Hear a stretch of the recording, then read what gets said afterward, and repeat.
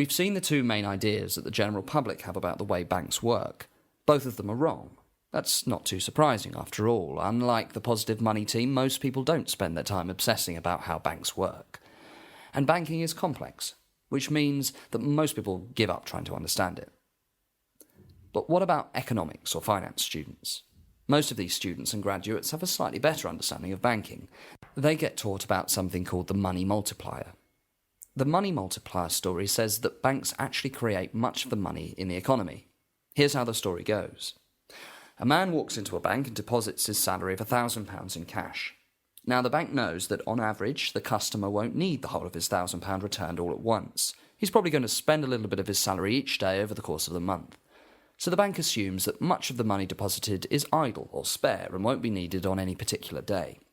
It keeps back a small reserve of, say, 10% of the money deposited with it, in this case £100, and lends out the other £900 to somebody who needs a loan.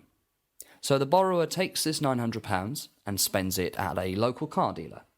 The local car dealer doesn't want to keep that much cash in its office, so it takes the money back to another bank. Now the bank again realises that it can use the bulk of the money to make another loan. It keeps back 10%, £90, and lends out the other £810 to make another loan.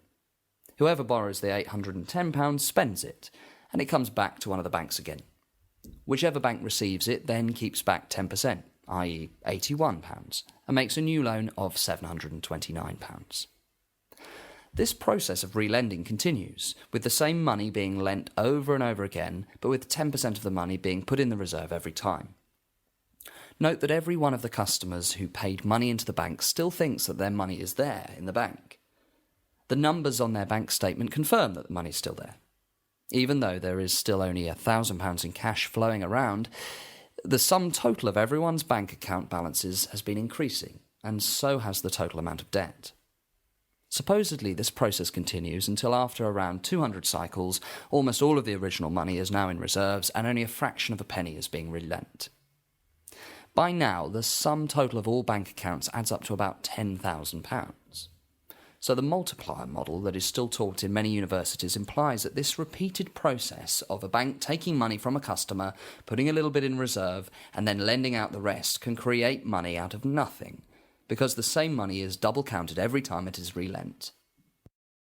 The model says that if the reserve ratio, that's the percentage of customers' money that the banks have to keep in a reserve, is 10%, then the total amount of money will grow to roughly 10 times the amount of cash in the economy. You can imagine this model as a pyramid. The cash is the base of the pyramid, and then, depending on the reserve ratio, the banks multiply up the total amount of money by relending it over and over again. The fact is that what we've just shown you is completely wrong. It's an inaccurate and outdated way of describing how the banking system works. In fact, banks in the UK haven't worked like this for years.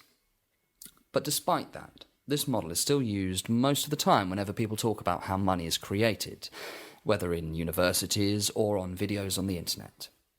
Before we spent months researching exactly how the system worked, we used to think it worked like this too. The fact that this pyramid model is still used is a problem for 3 reasons. Firstly, this model implies that banks have to wait until someone puts money into a bank before they can start making loans. This implies that banks just react passively to what customers do and that they wait for people with savings to come along before they start lending. This is not how it really works, as we'll see later. Secondly, it implies that the central bank has ultimate control over the total amount of money in the economy.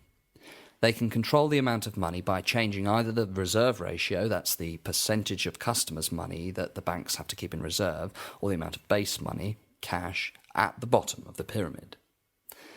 For example, if the Bank of England sets a legal reserve ratio, and this reserve ratio is 10%, then the total money supply can grow to 10 times the amount of cash in the economy. If the Bank of England then increases the reserve ratio to 20%, then the money supply can grow only to 5 times the amount of cash in the economy. If the reserve ratio was dropped to 5%, then the money supply would grow to 20 times the amount of cash in the economy. Alternatively, the Bank of England could change how much cash there was in the economy in the first place. If it printed another £1,000 and put that into the economy, and the reserve ratio is still 10%, then the theory says that the money supply will increase by a total of £10,000, after the banks have gone through the process of repeatedly relending that money. This process is described as altering the amount of base money in the economy. But the most significant implication of this model is that the Bank of England or the Federal Reserve or European Central Bank has complete control over how much money there really is in the economy.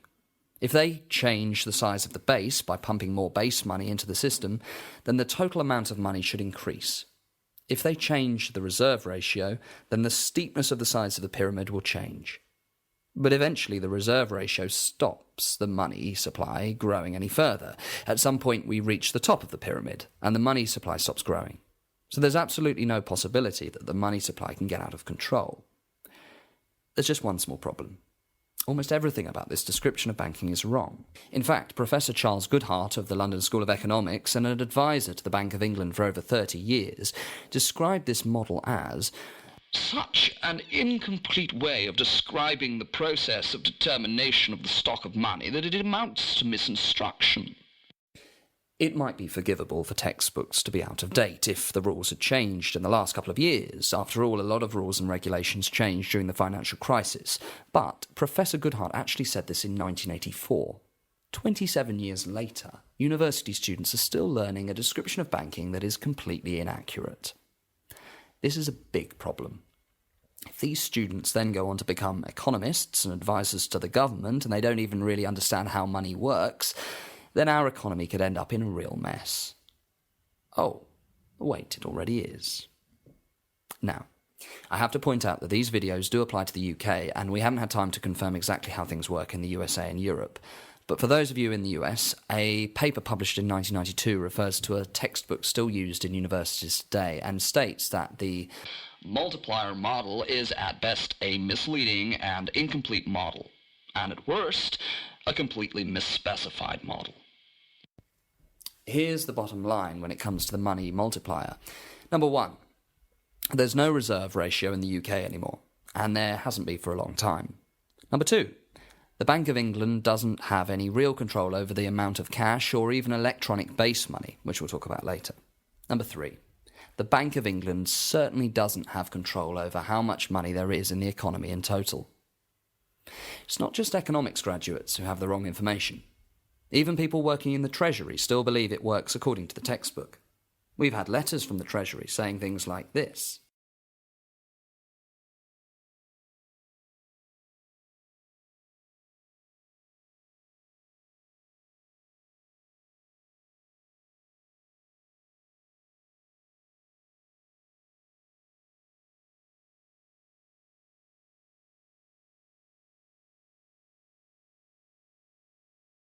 Allowing people with an incomplete understanding of how money works to manage our economy is very dangerous.